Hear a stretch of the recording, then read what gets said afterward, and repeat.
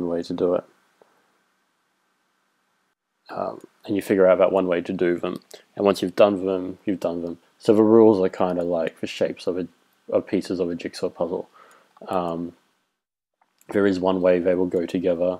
You could probably force them together another way, and it might kind of work. But there's one clear way that the developer intended these bits to go together. The bad guys, the good guys, the mines, the gaps, the jumping, and you put it together in that way. Or you have a series of challenges, and that's kind of the single-player video game way that most games work. But then you have the emergence, that the games have the kind of emergent end of the spectrum. You have the games that are kind of, they'll give you these rules, but they won't always ask you to engage in the same way, or rather you won't always face the same challenges with those rules. The challenge will be a combination of those rules, but it might always be different. Chess is the prime example of this. So chess, there's a very finite number of rules. You have certain pieces which each one will work in a certain way. You have a very particular win state, which is checkmate. But there's not unlimited, but a very large set of ways that game can go, depending on what order people move pieces in, what pieces are out. So there's all kinds of ways you get checkmate in that game from that very limited rule set. Or a game like poker or something that introduces luck and probability, there is a set number of ways that you can finish the game. Sorry, there isn't a set number. There's like this massive number of ways it could go from this very simple rule set. And Spelunky kind of works as an example of that, despite being a platformer much like Abe's Odyssey, purely in genre and style and the mechanics that you have available to you. So Spelunky is a very hard dungeon crawling platformer where you kind of travel down and you're trying to get a treasure. The important thing about Spelunky is that the levels are different every time, as the loading screen just there kind of says. And it's very difficult. And when you die, that's it. You don't get another chance. So you're able to walk, you can jump like Abe. You have an offensive attack, which is whipping, which Abe doesn't have. You can duck in front of objects, pick them up, and you can throw them. There is a very kind of rule set that it's very quite rigid. You can jump one square high, up like that, or like you can kind of see the grid where it's kind of a square shaped level. So you can jump up one easily, or you can jump up two and cling onto the wall and then jump up again from there. And there's a very large set of rules in this game. It's not like chess, which has a relatively small number of rules. There are a lot of rules in this game, but you always engage with them in a different way based on what the level looks like, what challenges it throws at you at any one time, which is very different from Abe's Exodus and Super Mario Brothers, which give you the same challenge, or Super Meat Boy, where you're doing it over and over and over until you get it right. Whereas here, you are never going to face exactly the same challenge twice. It might be a spider and a bat, or a spider and spikes, and you're never quite sure what's coming up. So this facilitates an entirely different engagement with rules. Whereas in most progression games, you know the rules beforehand and you're trying to figure out what to do with those rules. Here you're trying to learn the rules as you play. So you learn that spikes kill you instantly if you simply fall on them, but at the same time you can walk across them horizontally if there's no block next to them and they won't hurt you. You learn to look out for arrow traps without running straight into them, because they fire if anything is horizontally in line with it. So you learn, which I didn't just do then, to throw something in front of them first. But I came at it from the side, so I foolishly ran right into it. And we spoke about Spelunky a little bit in some of our tutorials last week rather. And how someone mentioned how it always feels like it's your fault when you die. Some games are hard in the way that, they're just kind of unforgiving to you. And it doesn't often feel like it's your fault. Spelunky, it always feels like it's your fault because you've learned this rule set and you have to engage with that rule set in a certain way, and if you don't, then that was your fault for not reading what's in front of you properly. So in a lot of ways it's kind of like poker, I guess, in that you're using probability. It is luck what cards you get, but then a good poker player will understand what cards have come out, what cards haven't come out, to kind of understand what's possible. And you do that here. So for the moment I can figure out I have 16 bombs, so I'm not running out of bombs. I know if I run under that large spider, it'll drop down and it could do a lot of damage to me. I also know if I kill it, it will drop a jar of sticky webbing, and which I could then use to make sticky bombs. And I know this from having played in the past. So I can try to throw a bomb up that'll stick in the web and kill it. And that's something I've learned from playing a lot and from watching other people play a lot. It's not said in the rules you must throw a bomb to kill these spiders, but because I know how web works, how spiders work, it's something that I have managed to figure out how to do. Another rule is bats. The bats will attack you when you are one horizontal row in the grid beneath them. So not when you're in line with them. Pots sometimes have enemies in them, so you learn not to whip them while you're standing on them. And again, there's no rule saying you must not stand on them, but it's a behavior you learn not to do. So it teaches you, this game. Because, yep, if I whipped that one when I was standing in front of it, that spider would have hurt me. What other rules are there to talk about here? So there's a lot of rules. Another one would be that if you spend more than, I think it is 2 minutes on a level, a ghost appears to try to attack you, and if it touches you, you instantly die. So that means you can't spend too long looking around a level. You have to keep moving. You can't farm every single corner of it for gold and items, or else a ghost will come and kill you. So then there's a more advanced technique where a ghost, if it runs through a gem, that gem becomes a diamond and it's worth more money. So it's all kind of risk and reward. If you learn to do that, then you can do interesting things. That dog was a damsel. If you pick it up and move it, it'll give me 1 HP at the end of a level. Then you have shops where you can use gold to buy things, except for gold also is my score, and that's the example of a ghost. So I think I will leave. There were shopkeepers. If I wanted, I could just pick up and steal the stuff from his shop, but then in future levels, shopkeepers will be standing in front of doors with shotguns trying to kill me, which isn't necessarily a bad thing because you can kill them to steal a shotgun, but they have their shotguns coming after you. So there's a whole lot of different ways that you can engage with this game that aren't just defined by these rules of bats drop down when you're near them, or spiders drop when you're instantly above them.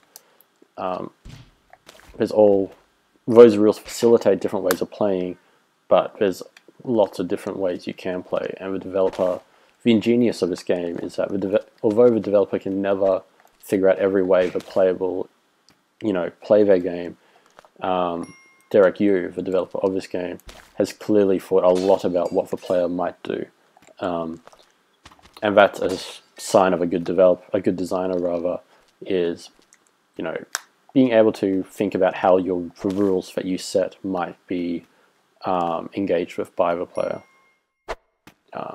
It shows good foresight. It shows good imagination that you're able to think about your game and imagine it, and you're able to think, right, this is what we're going to do.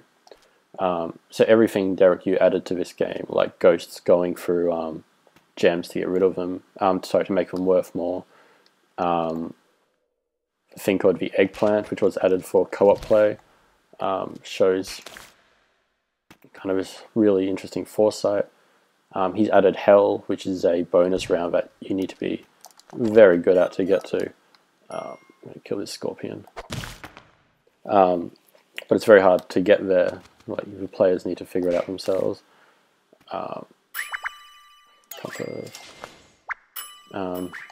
So this kind of poker randomness also comes in what items you find available for you in shops. Buying a compass, which tells me where exits are, is worth spending money. And here's another thing, actually, I'm going to go on a side thing. I have two things I need to get to the exit, the damsel and the chest. And I know that the damsel, when I put them down, will start walking automatically. And if I went down, then I wouldn't be able to jump back up. So I can put the damsel up the top, and he will walk down himself. And now I can take the chest, which I need the key there that's underneath. So firstly, whoops, I forgot I had sticky bombs. So that was, that was my fault. It wasn't the game's fault for me forgetting. This is going to be annoyingly hard because I have sticky bombs. So if I didn't have sticky bombs, the bomb would have just bounced down into the hole and got me to the key. But I do have sticky bombs, so that kind of came back and became a disadvantage instead of an advantage. So because I unlocked that chest, I got that special item that now allows me to see secrets. Which is important if you want to get to hell, because you have to find a secret door to go get another item to get another item. And it builds up as you go through more worlds. So it's about before that. So it's a very kind of self-directed game. It presents these rules and this world, and you figure out, right, what am I going to do in these rules? And it provides leaderboards to kind of help you decide what you will do. Maybe you will want to get a high score with as many dollars as you can. Maybe you'll try to finish the game as fast as you can. Maybe you just want to finish it so you don't go out of your way to collect gold. You spend it all on good items. Whereas if you're trying to get a high score, you might not buy an item. Oh goodness, you might not buy an item that's good. Whoops, didn't look up there.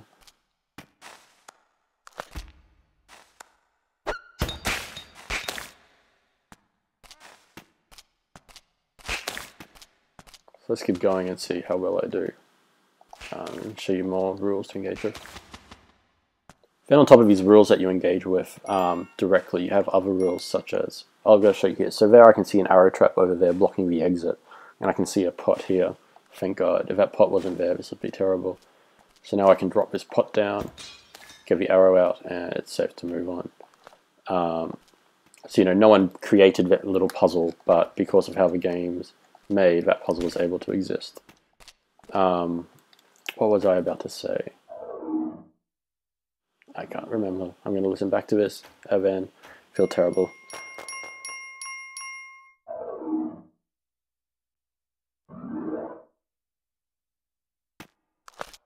So I should stress, none of this is to say that this game's better than Abe's Odyssey. I think there's a lot of people who, prefer emergence over progression games because they feel like that's what games traditionally were.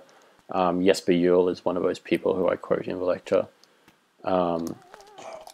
He says it's the classic game model, therefore these kind of games are better than, say, a linear JRPG or something. I don't agree with that. I'm sure you each have your own opinions, which we can talk about online a bit. Emerging games like sport, like Spelunky, like Minecraft, they offer more opportunities for the player to kind of express himself in their own way. It's why games like DayZ or Minecraft have so many fascinating stories about them. Because, things happen that the developer didn't intend to happen. That's arguably something designers should be striving for. But I think video games are different because of the whole way the computer is able to dictate the rules to the player. It allows that kind of progression game, which there aren't many ways to allow that in non-digital games, except, say, in Dungeons and Dragons, where a human kind of fulfills the role of a computer. So there's no one way to do this, and there's no games that are pure progression. There's no games that are pure emergence. For example, in Oddworld, the designers didn't think of every way that I foolishly died before when I was showing it to you. So there was some emergence there on a small scale. And there is some progression in Spelunky where I am trying to get to a very specific end. So it's all more of a spectrum than one or the other. And it's dangerous to start thinking too limitedly about this. Instead, you should be thinking about where you want the player to be able to express themselves and for rules to be expansive, and where you should be funneling them in a certain way, and kind of finding that finding that, oh yeah, that was close. Finding that balance. So now my thing's ticking, so there's a secret door near here somewhere. So I have to find it.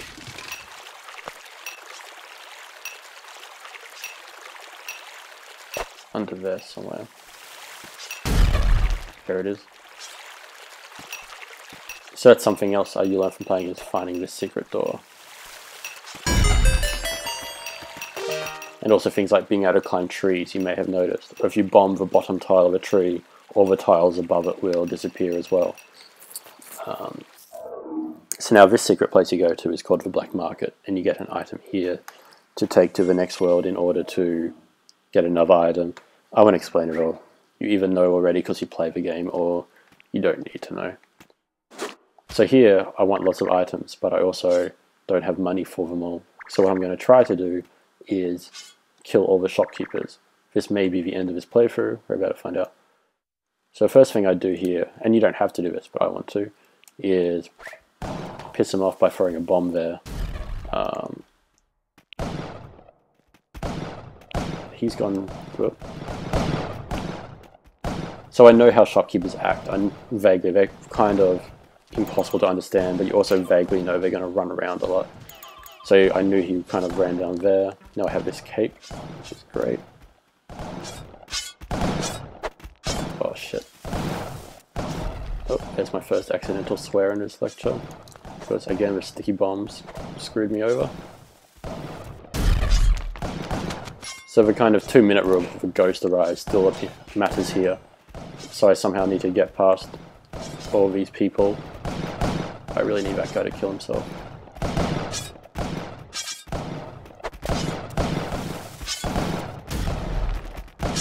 Yes.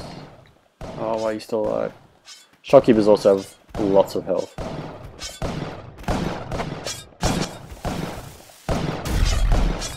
Oh god.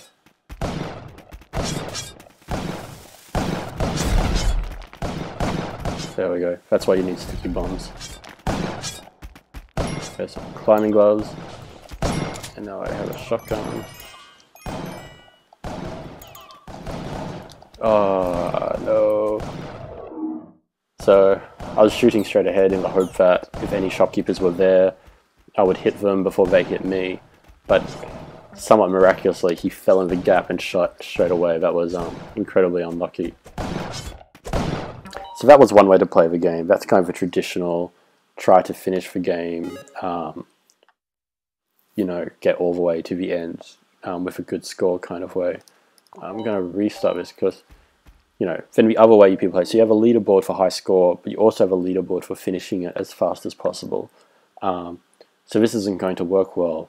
But if you're wanting to try to speedrun the game, you're going to engage with these rules in a very different way. The same rules, but because you change for one rule, which is what your goal is, you end up playing the game very differently. So let's try speedrunning.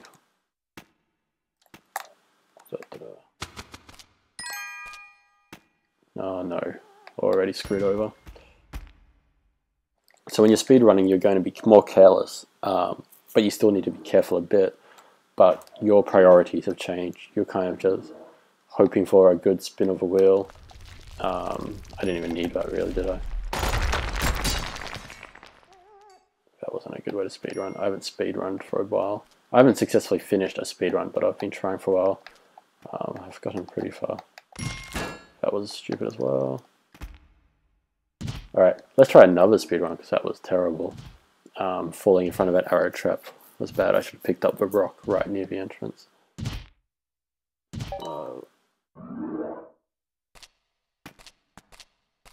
So to speedrun, you also need to know a little bit about how the levels are generated, but there's always one path to the exit. Oh my god, I didn't drop the pot.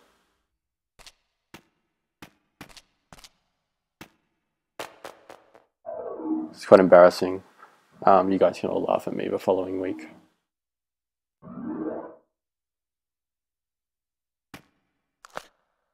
You gotta make sure the skeletons don't stand up. Oh man, I want the jetpack, but you're gonna kill me. Damn it. I don't have enough gold to buy the compass as well. So let's move on. didn't look for the spider. Don't need to kill the bat because I can just jump down. So by trying to speed run it and instead of getting a high score, the rules mean something different, or they allow different engagements. They're not the same thing. I'm not past all those. Don't try jumping.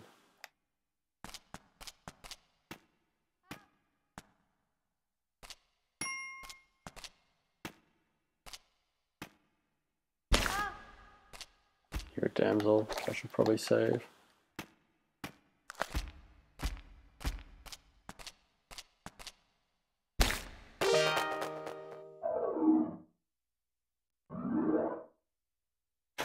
So Spelunky, kind of like what the reading this week said about basketball, it's kind of a beautiful game in that all these rules have been designed in such a way to allow all kinds of kind of quite beautiful engagements with it.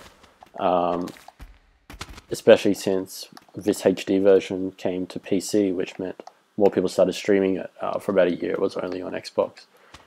We've seen all kinds of fascinating ways that people engage with a game. The most exciting of which is Bananasaurus Rex's eggplant run. Whoops, sorry, doggy. Which is certainly worth looking up if you can spare the time. That wasn't very good. And he's done all kinds of things, like he's figured out you can actually kill a ghost. It's not easy, but you can do it. More so, he almost can... he combines just really close knowledge of the game's rules with knowledge of the game as coded kind of program. So some of the things he does kind of exploit the system rather than... oh, bugger off. Rather than simply, you know, play Spelunky well. Which is fascinating, I think, on a, like, say, the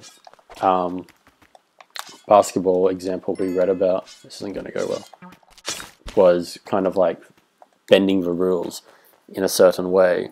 And if the rules of a video game are kind of a hardwired affordances of it, how high you can jump, walls are solid in that, then if you find a wall that isn't solid, or if you find a way to jump higher that you weren't meant to, are you breaking the rules or are you bending them?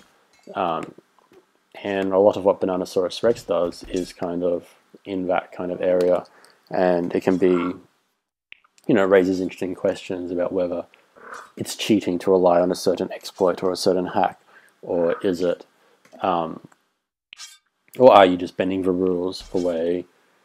Are you bending the rules like Irving did in basketball when he does the underarm basketball dunk, like we probably watched in the video? Or is he bending the rules like the cricket bowler bowling underarm is? Is he making the game more beautiful, or is he making it less beautiful? And I think most people who watch his videos, Bananasaurus Rex, would say he's making the game more beautiful. To the extent that Derek Yu has commented after watching the eggplant run, that he certainly is not going to fix the exploits that Bananasaurus took advantage of there. Which I think is really interesting, and for your own games, it's interesting to think about just in terms of, you know, trying to think about how your rules afford certain kinds of beautiful play, and how you might be or might not be restricting them. How you like. And it's a difficult thing to think about, and I think you can only figure it out by playing lots of games and really understanding their rule sets and what they're doing. And Spelunky is just ingeniously made rule sets.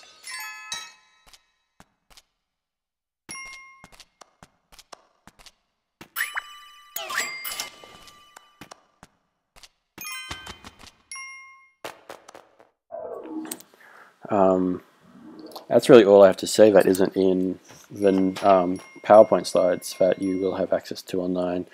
Let's double check my notes I've written down here.